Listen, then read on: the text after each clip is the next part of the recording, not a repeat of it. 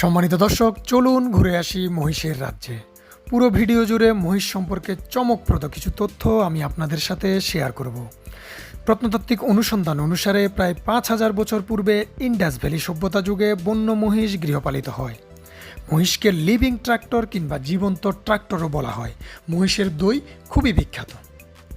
Asia, দক্ষিণ America, উত্তর Africa ও ইউরোপে মহিষ লালন পালন করা হলেও পৃথিবীর প্রায় অর্ধেকের বেশি মহিষের সংখ্যা রয়েছে ভারতে। দুই ধরনের মহিষ দেখা যায়। রিভার টাইপ, যেটা পানিতে থাকে, এর ক্রোমোজোম সংখ্যা 50, এর শিং কিছুটা ছোট হয়ে থাকে। এছাড়া রয়েছে সোয়াম টাইপ, যেটা কাদা মাটিতে মাখামাখি করে থাকে, এর ক্রোমোজোম সংখ্যা 48, শিং কিছুটা বড় হয়ে থাকে। রিভার টাইপ মহিষ সাধারণত পশ্চিম এশিয়ার দেশ যেমন ভারত, পাকিস্তান, বাংলাদেশ, নেপাল, শ্রীলঙ্কায় বেশি দেখা যায়। সোয়াম টাইপ মহিষ বেশি দেখা যায় পূর্ব এশিয়ার দেশ Malaysia, Singapore, Philippines, Thailand, Indonesia এবং চীনে। রিভার টাইপ মহিষের কিছু উন্নত জাত রয়েছে, যেমন মুর্রা, নীলিরাভি, জাফরাবাদী, সুরতি, মোহসানা, নাগপুরি, তারাই, টোডি এবং কুন্ডি। নীলিরাভি সাধারণত পিরোজপুর এবং ময়মনসিংহ অঞ্চলে বেশি দেখা যায়। পার্বত্য অঞ্চলে মোহসানা এবং নাগপুরি জাতের মহিষ বেশি দেখা যায়। এছাড়া সোয়াম টাইপ যে মহিষ আছে তার কয়েকটি জাত হচ্ছে, যেমন কোয়াকাম, কুইতুই, কুইপ্রা, married, red buffalo. River type এবং সোয়াম টাইপ এই দুই জাতের মহিষ একই উপপ্রজাতির হলেও তাদের স্বভাব চরিত্র সম্পূর্ণ ভিন্ন। এরা মাঝে মাঝে শান্ত থাকে, মাঝে মাঝে অ্যাগ্রেসিভ হয়ে যায়, মাঝে মাঝে পাগলও হয়ে যায়। মহিষ দুধ উৎপাদন জন্য খুবই বিখ্যাত। মহিষের সাধারণত দুধ উৎপাদন ৮ থেকে ১৬ লিটার পর্যন্ত হয়ে থাকে পার হেড। মাখন এবং ঘি তৈরিতে মহিষের দুধের চাহিদা অতুলনীয়, কারণ মহিষের দুধের ফ্যাট পার্সেন্টেজ গরুর দুধের তুলনায় মহিষের দুধের ফ্যাট পার্সেন্টেজ কয়েক গুণ বেশি। গরুর দুধের ফ্যাট পার্সেন্টেজ যেখানে ৩.৫ থেকে ৪.৫%, সেখানে মহিষের দুধের ফ্যাট পার্সেন্টেজ ৬.৫ থেকে ৭.৫%। মহিষের দই এই কারণেই খুবই সুস্বাদু।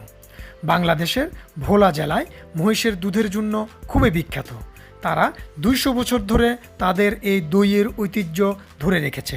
এছাড়া নোয়াখালী, চট্টগ্রাম ও ঢাকায়ও মহিষের দই পাওয়া যায়। ইউরোপ ও আমেরিকায় মহিষ সদৃশ্য এক ধরনের প্রাণী রয়েছে যাদেরকে বাইসন বলে। মহিষ এখনও অস্ট্রেলিয়ায় বন্য অবস্থায় রয়েছে। মহিষ লালন পালনে কিছু নিয়ম মেনে চলতে হয়। মহিষকে কিছু ভিটামিন মিনারেল সাপ্লিমেন্ট দিলে তার উৎপাদন ক্ষমতা বাড়ে। মহিষকে কৃমির ওষুধ দিতে হয়, মহিষকে ভ্যাকসিন করতে হয়। যেই ভ্যাকসিনগুলো উল্লেখযোগ্য সেগুলো হচ্ছে হিমোরেজিক সেপ্টিসেমিয়া বা এইচএস বা গলাফুলা ভ্যাকসিন, এফএমডি কিংবা খুরা রোগের ভ্যাকসিন অথবা অ্যানথ্রাক্স রোগের ভ্যাকসিন। এই ভ্যাকসিনগুলো মহিষকে অবশ্যই করে রাখতে হবে।